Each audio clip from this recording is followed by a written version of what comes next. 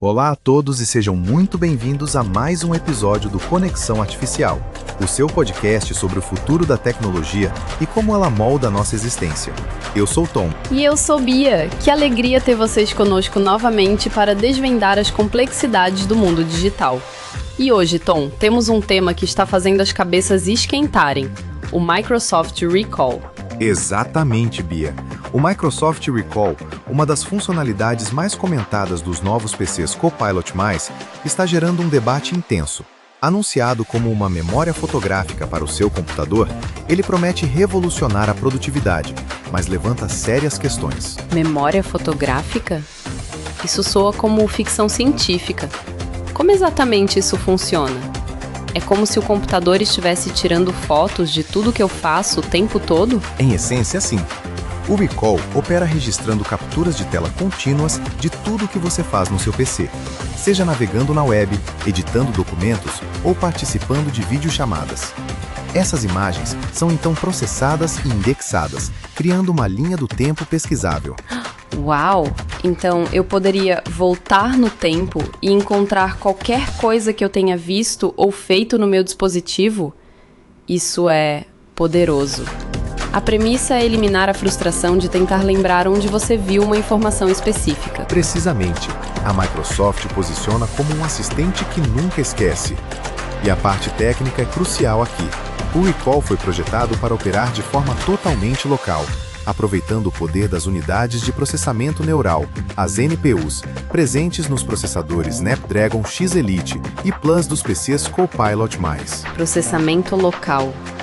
Isso é um ponto importante, não é? Significa que os dados não vão para a nuvem? Correto. Essa arquitetura on-device é fundamental. As capturas de tela e os dados processados, como reconhecimento óptico de caracteres, o OCR, e análise semântica, são armazenados e gerenciados localmente no seu disco rígido, em um banco de dados criptografado. A Microsoft enfatiza que nenhuma dessas informações é enviada para a nuvem, nem é acessível pela empresa ou por terceiros sem a permissão explícita do usuário. Mas mesmo com todas essas garantias de processamento local, a ideia de que tudo está sendo registrado no meu PC ainda me deixa um pouco apreensiva. Não é um pouco como ter alguém olhando por cima do seu ombro o tempo todo, mas dentro da sua máquina, a palavra espionagem vem à mente. É uma preocupação válida, Bia. A natureza abrangente da captura de dados levantou imediatamente questões significativas sobre privacidade e a possibilidade de espionagem do usuário, como você bem mencionou. A Microsoft implementou controles para mitigar esses receios, permitindo que os usuários pausem o recall, excluam períodos específicos do histórico, ou até mesmo impeçam que certos aplicativos ou sites sejam gravados. Então, eu tenho algum controle, mas a mera existência de uma função que registra tudo no PC ainda levanta a bandeira vermelha. E se houver vulnerabilidades de segurança? E se um malware conseguir acessar esse banco de dados? Esse é o cerne do desafio. A percepção pública é um obstáculo-chave. A conveniência da funcionalidade precisa ser equilibrada com a confiança na segurança e privacidade dos dados capturados. Um malware, por exemplo, poderia potencialmente ter acesso a um diário detalhado da vida digital do usuário. É uma balança delicada entre conveniência e confiança. Mas vamos tentar ver o lado mais positivo por um momento. Quais são as aplicações práticas do Recall? Em que cenários ele realmente poderia ser um divisor de águas? As aplicações práticas estendem-se por uma vasta gama de cenários de produtividade e organização pessoal. Imagine estar em uma reunião e precisar referenciar um dado específico que você viu em um e-mail ou documento há algumas horas. Em vez de procurar manualmente, o Recall permite que você digite uma consulta em linguagem natural e seja levado diretamente ao momento exato em que essa informação apareceu na sua tela. Isso seria um sonho! Quantas vezes perdi tempo precioso tentando lembrar onde eu vi aquela informação crucial? Então, para profissionais que lidam com múltiplas tarefas, isso seria revolucionário. Sem dúvida, desenvolvedores podem revisitar rapidamente um trecho de código. Designers podem rastrear as iterações de um layout que foi exibido, e pesquisadores podem facilmente localizar uma citação ou gráfico específico de um artigo. A capacidade de viajar no tempo, através do histórico visual do seu desktop, não apenas economiza tempo, mas também aprimora a qualidade do trabalho. Ele atua como um segundo cérebro digital, contextualizando e indexando cada interação. E para o usuário comum? Eu, por exemplo, sou ótima em esquecer onde salvei aquele download importante. Para o usuário comum, os benefícios são igualmente claros. Esqueceu onde salvou aquele download importante? Não lembra o nome daquele produto que viu em um site ontem? O Recall pode te ajudar a encontrar.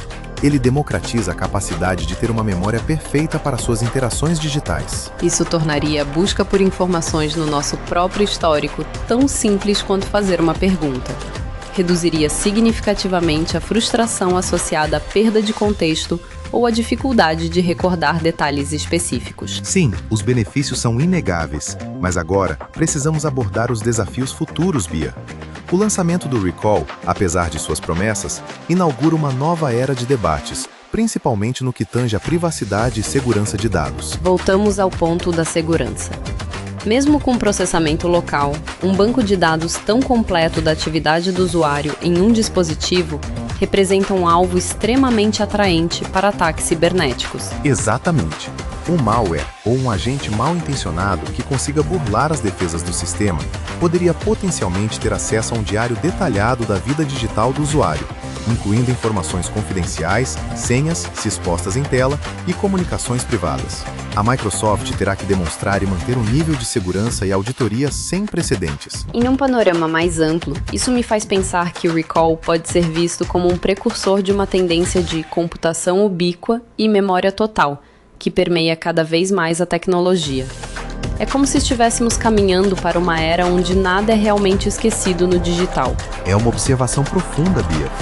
A aceitação ou rejeição do Recall pelos usuários e reguladores pode definir o tom para futuras inovações em sistemas operacionais e dispositivos que buscam antecipar e registrar as necessidades do usuário.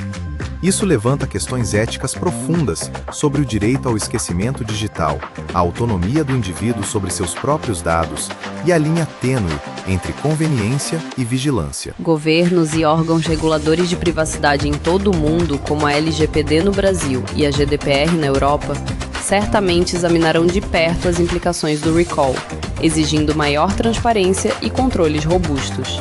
É um terreno minado para a Microsoft. O desafio para a Microsoft será evoluir o Recall de uma forma que responda às preocupações dos usuários sem comprometer seus benefícios. Isso pode incluir a introdução de controles de privacidade ainda mais granulares, a exploração de modelos de federação ou criptografia homomórfica para pesquisa segura em dados sensíveis. E a educação do usuário, Tom? Acho que será vital explicar claramente como a ferramenta funciona, quais dados são coletados e como eles são protegidos. A transparência é chave para construir confiança. Certamente. O sucesso ou fracasso do Recall não dependerá apenas de sua proeza técnica, mas de sua capacidade de navegar na complexa interseção de inovação, privacidade e confiança pública, moldando as expectativas para as futuras gerações de interação humano-computador. É muita coisa para processar, Tom. Então, recapitulando para nossos ouvintes, o Microsoft Recall é uma memória fotográfica para o PC, que registra tudo localmente com NPUs para aumentar a produtividade. Ele tem aplicações incríveis para profissionais e usuários comuns, mas ao mesmo tempo levanta sérias preocupações sobre segurança e privacidade, sendo um alvo potencial para ataques cibernéticos e um precursor de debates éticos mais amplos sobre a memória total digital. Uma síntese perfeita, Bia. E essa discussão nos leva a uma reflexão mais profunda. Se nossas máquinas se tornam repositórios completos de nossas experiências digitais, se elas nunca esquecem, o que isso significa para a nossa própria capacidade humana de lembrar e esquecer? Se um sistema externo detém a memória perfeita de cada tela que vimos, cada palavra que digitamos, cada interação, isso não muda a natureza da nossa própria memória? Nossa memória humana é seletiva, subjetiva, ela reconstrói. Esquecer é tão vital quanto lembrar para o nosso desenvolvimento psicológico e emocional. Será que a conveniência de um recall nos rouba a arte de esquecer, de reinterpretar nosso passado, de nos reinventar? E mais ainda, se cada fragmento da nossa vida digital está registrado e potencialmente acessível, mesmo que localmente, Isso não cria uma espécie de eu digital paralelo? Um registro forense constante da nossa existência? Quem detém o controle sobre essa narrativa? O direito ao esquecimento digital, que já é um desafio, torna-se ainda mais complexo quando a própria máquina se recusa a esquecer. É um convite à reflexão sobre a própria essência da nossa humanidade em um mundo cada vez mais conectado. Como garantimos que a tecnologia nos sirva, nos empodere e não se torne uma forma sutil de vigilância ou de diminuição da nossa autonomia sobre quem somos e como vivemos nossas vidas, tanto no mundo físico quanto no digital? O futuro da nossa memória e talvez da nossa identidade está em jogo. É uma questão que certamente continuará a nos acompanhar nos próximos anos. E que bom que temos vocês, nossos ouvintes, para refletir conosco sobre esses temas tão importantes. Queremos saber a sua opinião. Compartilhem suas perspectivas nas redes sociais usando a hashtag Conexão Artificial. Agradecemos imensamente a companhia de vocês neste episódio. Foi um prazer, como sempre. Até a próxima!